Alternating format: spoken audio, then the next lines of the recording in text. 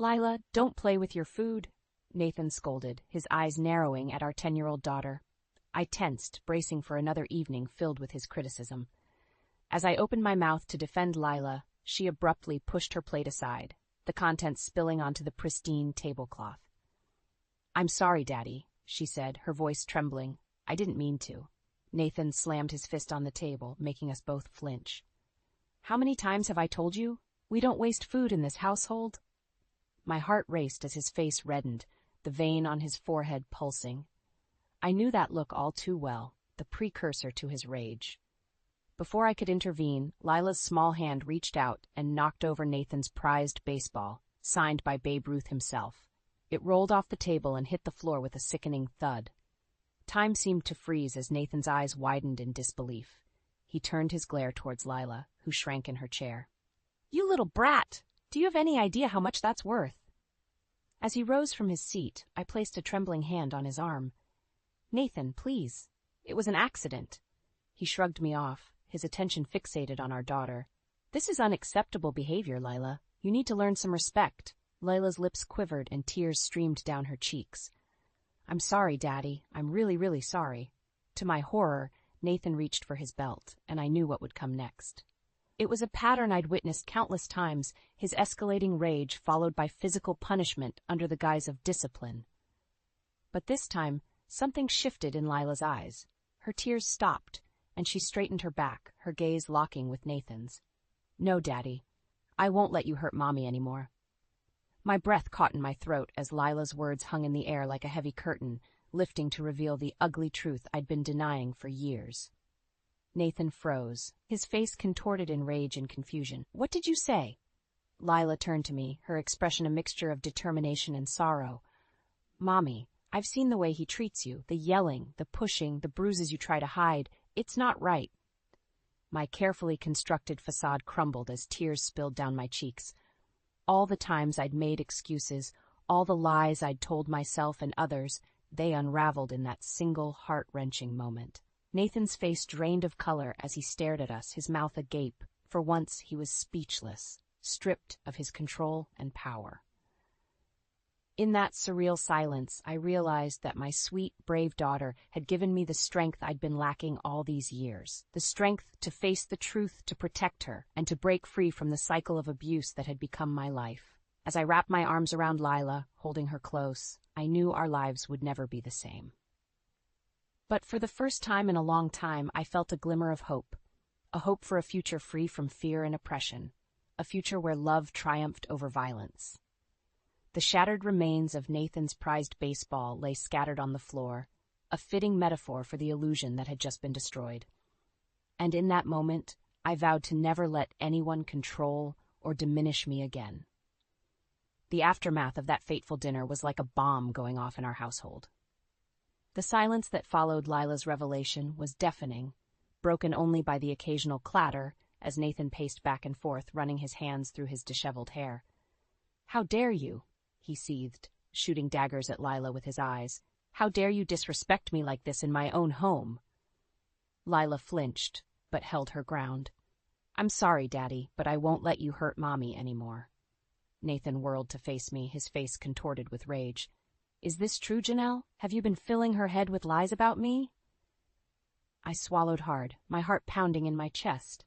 This was the moment I'd dreaded for years, the confrontation that could either set me free or trap me further in his web of control.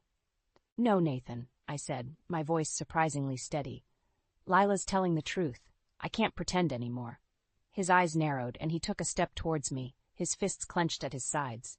"Pretend? You think this is some kind of game?" Before he could advance further, Lila stepped between us, her small frame trembling but her eyes blazing with determination. "Don't you touch her!" Nathan recoiled as if struck, his expression a mix of disbelief and fury. "How dare you speak to me like that, you ungrateful little brat!" "Don't call her that!" I snapped, surprising even myself with the force of my words. Nathan's head whipped towards me, and for a moment I thought he might strike me, but something in my defiance seemed to give him pause.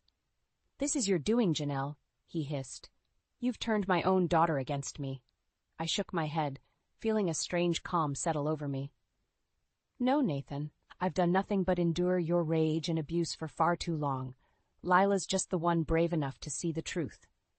His face reddened, and he opened his mouth to retort, but I held up a hand, cutting him off. "I'm done, Nathan. I'm done living in fear, walking on eggshells around you, making excuses for your behavior. It stops now." A flicker of uncertainty crossed his features, and for the first time I saw a crack in his armor of control. "You can't be serious," he scoffed, but his words lacked their usual conviction. "I've never been more serious in my life," I said, my voice steady and unwavering. "This ends tonight." Nathan's gaze darted between Lila and me, and I could see the realization setting in. The years of manipulation and mind games were unraveling before his very eyes. "You'll regret this," he spat, his words laced with venom. "You won't have a penny to your name. I'll make sure of it." I squared my shoulders, emboldened by a newfound strength I hadn't felt in years. "I don't care about your money, Nathan. All I care about is getting away from you and your abuse." His eyes widened, and for a moment I thought he might strike out in desperation. But Lila's unwavering stance seemed to give him pause, and he simply shook his head in disbelief. "Fine," he growled. "Get out, then. See how far you get without me." With those words, he turned on his heel and stormed out of the room, leaving Lila and me standing amidst the wreckage of our former lives. As I pulled my daughter into a tight embrace, tears of relief and determination streamed down my face. The facade had crumbled, and there was no turning back now. It was time to break free, no matter what it took. In the days following my confrontation with Nathan, the atmosphere in our home was thick with tension. He would often storm out without a word, returning late at night reeking of alcohol. Lila and I tiptoed around him, never knowing when his dormant rage might erupt. It was during this tumultuous time that I reconnected with an old friend, Mariah. We had drifted apart after I married Nathan, his controlling nature slowly isolating me from my support system. But when I finally found the courage to open up to Mariah about the truth of my marriage, she was a pillar of strength. "Janelle, you have to get out of there," she urged, her voice laced with concern over the video call. "What he's doing is abuse, plain and simple." I nodded, blinking back tears. "I know, but it's not that simple. He's threatened to take everything from me if I leave, including Lila." Mariah's eyes hardened with resolve. "Over my dead body. We'll find a way, Janelle. You and Lila deserve so much better than this."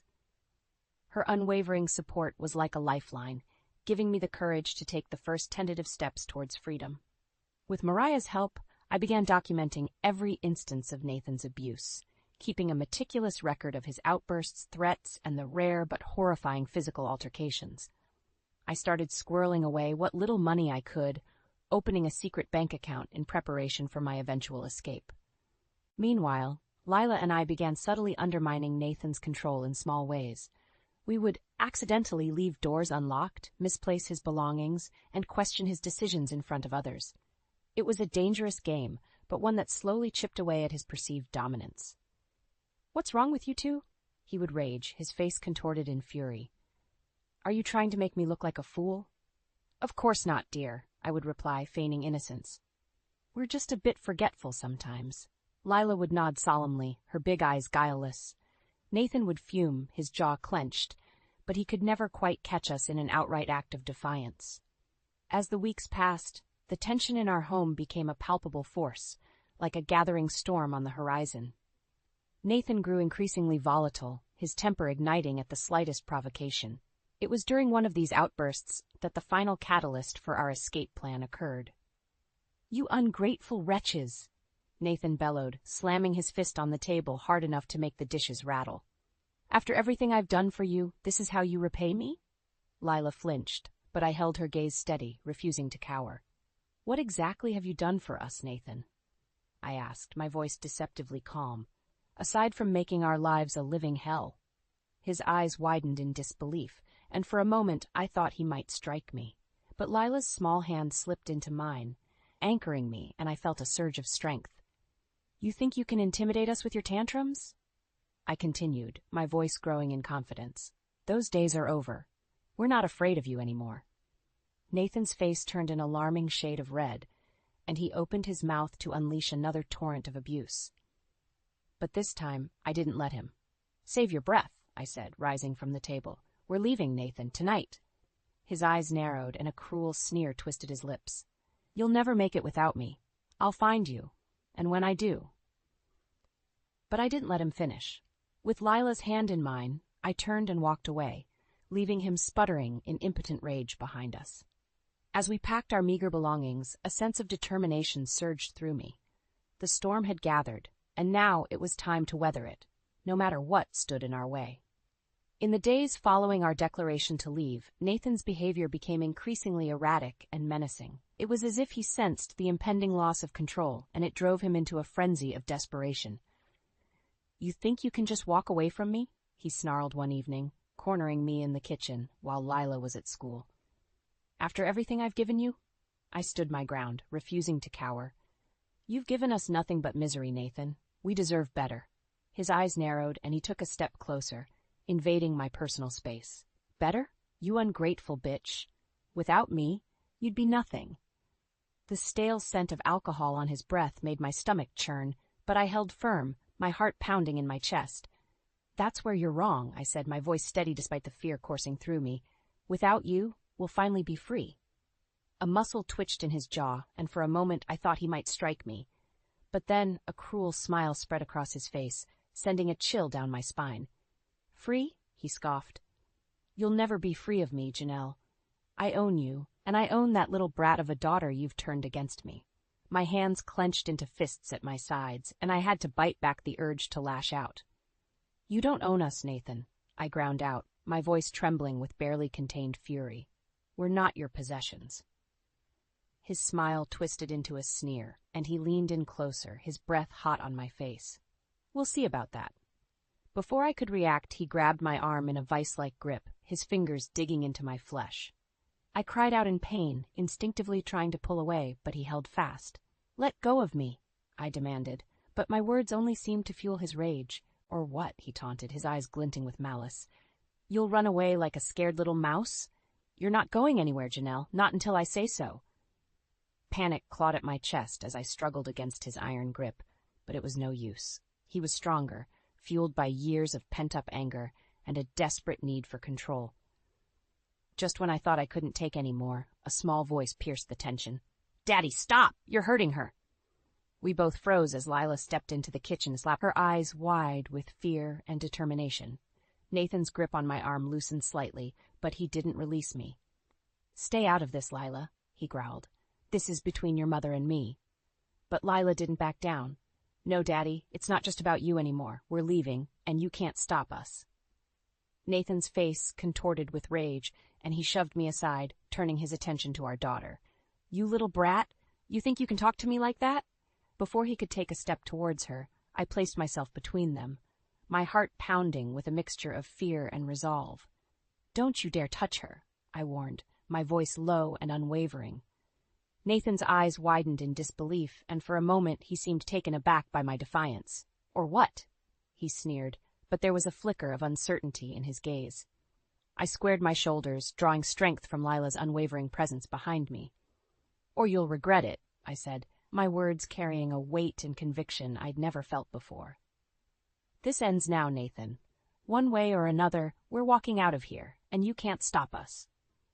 His eyes narrowed, and he clenched his fists at his sides, his whole body trembling with barely contained fury. For a moment I thought he might strike out in a blind rage. But then something shifted in his expression, a glimmer of realization that his power was slipping through his fingers like sand. With a snarl of impotent rage, he turned and stormed out of the kitchen, leaving Lila and me standing together, our bond stronger than ever. As I pulled my daughter into a fierce embrace, I knew that the tide had turned. Nathan's desperation had pushed us to our limits, and now there was no going back. The time for our escape had come.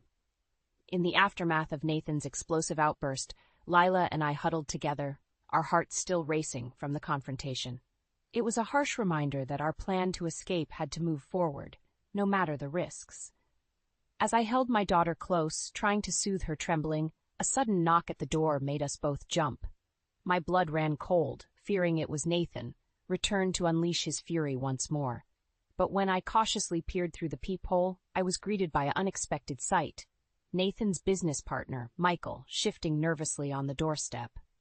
"Janelle," he said in a hushed voice when I cracked the door open. "I need to talk to you. It's important." I hesitated, glancing back at Lila, who nodded in silent encouragement. With trembling hands, I ushered Michael inside, my mind racing with possibilities. Once the door was closed, Michael didn't waste any time. "Janelle, I know what's been going on," he said, his voice laced with a mix of shame and determination. "The way Nathan treats you, the way he rules through fear and intimidation, it's not right." My heart skipped a beat as I processed his words. Had our struggles been visible to outsiders all along? Michael must have sensed my trepidation, for he pressed on. "I'm not the only one who's seen it, Janelle. There are others at the firm who know the truth about Nathan's behavior, both at home and at work." A flicker of hope ignited within me, even as dread coiled in my stomach. If Nathan's colleagues were aware of his true nature, it could either be our salvation or our downfall. "What do you mean?" I asked, my voice barely above a whisper. Michael's gaze hardened with resolve. "We've been documenting his actions, gathering evidence of his unethical practices and abuse of power. It's only a matter of time before the truth comes out and he's held accountable." I couldn't help but glance at Lila, a silent question in my eyes. She gave a slight nod, and I turned back to Michael, steeling my nerves. "And what does this have to do with us?" I asked, my voice stronger now. Michael's expression softened, a hint of sympathy in his eyes. "Janelle, we know what he's put you through, and we want to help." My breath caught in my throat as the weight of his words settled over me. Help, a lifeline we hadn't dared to hope for. "How?" I asked, my voice trembling with a mix of hope and trepidation. Michael reached into his jacket pocket and produced a small flash drive. "This contains evidence of Nathan's misdeeds, both personal and professional. Enough to ensure he can never hurt you again." He extended the drive towards me, his gaze unwavering. "Take it, Janelle. Use it to protect yourself and your daughter, and know that you have allies, even in the shadows." My hand trembled as I reached out and took the drive, its weight seeming to anchor me in that surreal moment. Allies. A concept so foreign yet so desperately needed. "Thank you," I whispered, my voice thick with emotion. "I don't know what to say." Michael shook his head, a grim smile tugging at his lips. "Don't thank me. Just promise me you'll use it to get away from him. For good." I nodded, resolute determination surging through me. "I promise." As Michael turned to leave, he paused, his hand on the doorknob. "One more thing, Janelle. Be careful. Nathan is a dangerous man, and he'll stop at nothing to maintain his control." His words sent a chill down my spine, but I refused to let fear rule me any longer. "We'll be ready," I said, my voice steeled with conviction. Michael gave a solemn nod and slipped out into the night, leaving Lila and me to ponder our newfound allies and the weight of the evidence we now possessed. As I clutched the flash drive in my hand, I knew our escape plan had taken on a new urgency. The storm clouds were gathering, and this time we wouldn't be facing them alone. The weight of Michael's evidence, combined with the knowledge that we had allies working behind the scenes, lent a newfound sense of urgency to our escape plan. Lila and I knew we had to move quickly, before Nathan caught wind of the growing storm swirling around him. In the days that followed, we worked tirelessly, gathering what meager belongings we could carry and stockpiling supplies for our journey. Mariah remained our unwavering support, providing us with a safe haven to flee to once the time was right. "Are you sure about this, Janelle?" she asked one night, her voice hushed over the video call. "Once you leave, there's no going back." I glanced at Lila, who was studiously packing her backpack with the essentials we'd need. Her eyes met mine, shining with a determination far beyond her years. "I'm sure," I said, turning back to Mariah with a resolute nod. "We can't live like this anymore. It's time to break free, no matter what it takes." Mariah's expression softened, a mixture of pride and concern etching her features. "All right, just say the word, and I'll be there to pick you up." With our plans in motion, the tension in our household became almost palpable. Nathan seemed to sense the shift in the air, his eyes narrowing with suspicion whenever he caught Lila and me whispering together.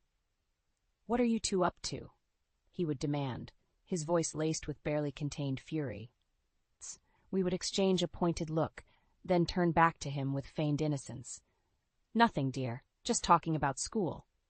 His jaw would clench and his nostrils would flare, but he could never quite catch us in the act of our preparations. Finally, the night of our escape arrived. Nathan had stormed off after another explosive argument, leaving us a narrow window of opportunity to slip away undetected. "Are you ready?" I asked Lila, my heart pounding in my chest as we gathered our meager belongings. She nodded, her small face set in a mask of determination that both broke and swelled my heart. "Ready, Mom."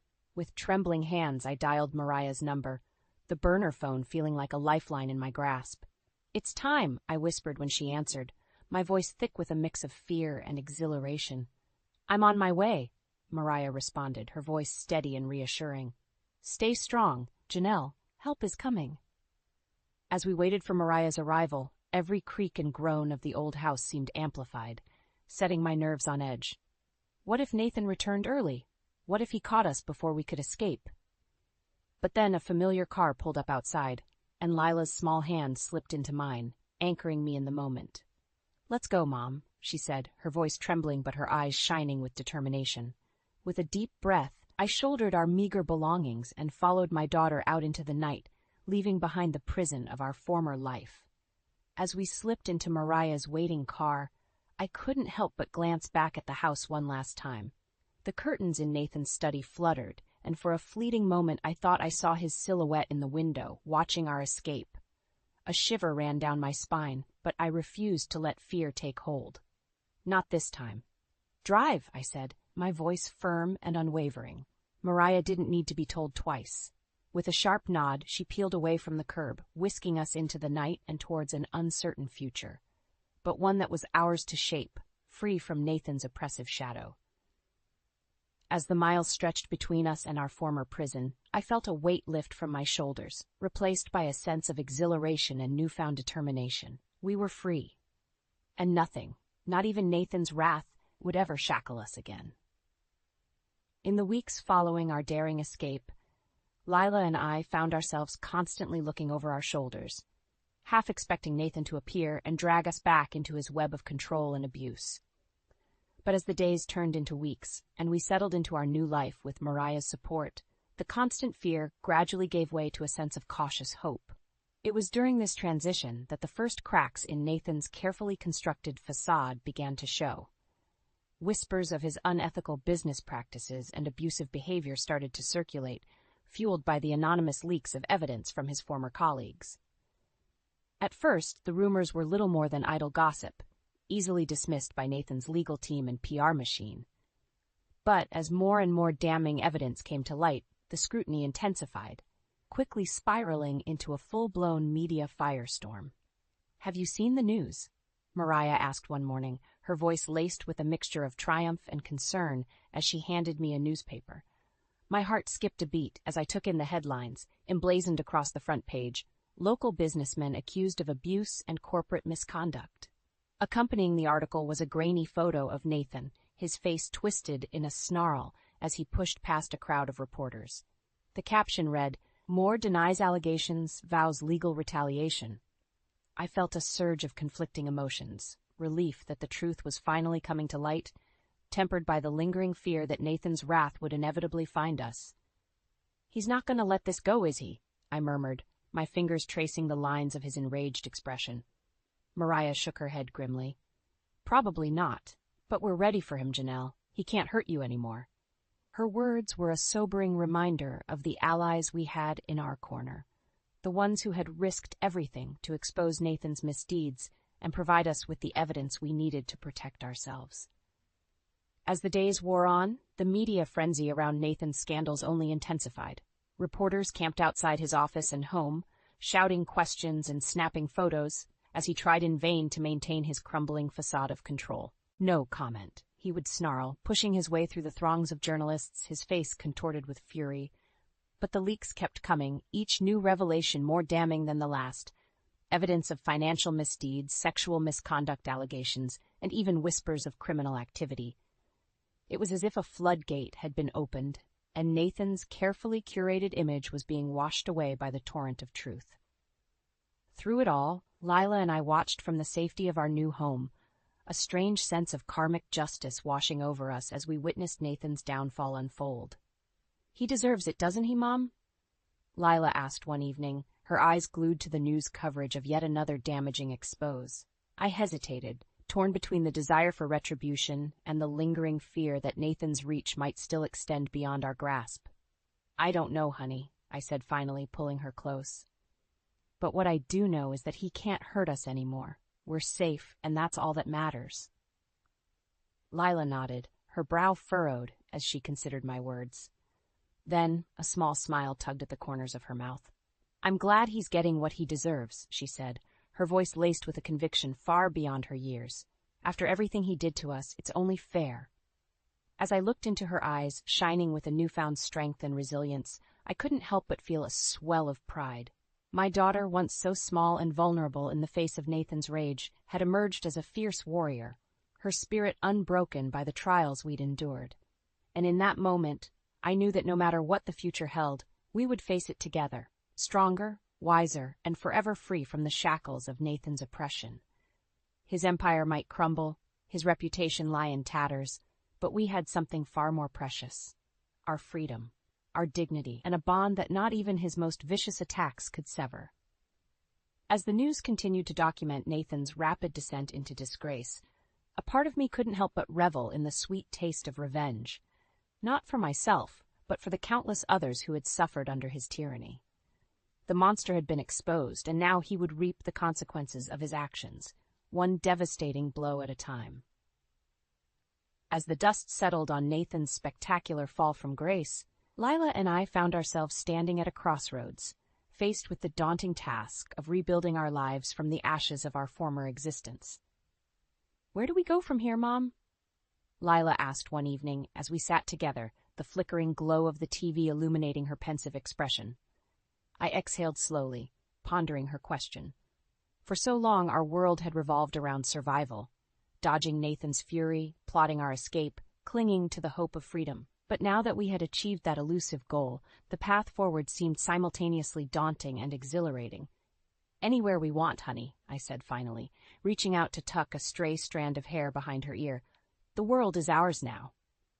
A small smile tugged at the corners of Lila's mouth, and I saw a glimmer of the carefree child she had once been before the weight of Nathan's oppression had stolen her innocence. "I like the sound of that," she murmured, her eyes sparkling with newfound hope.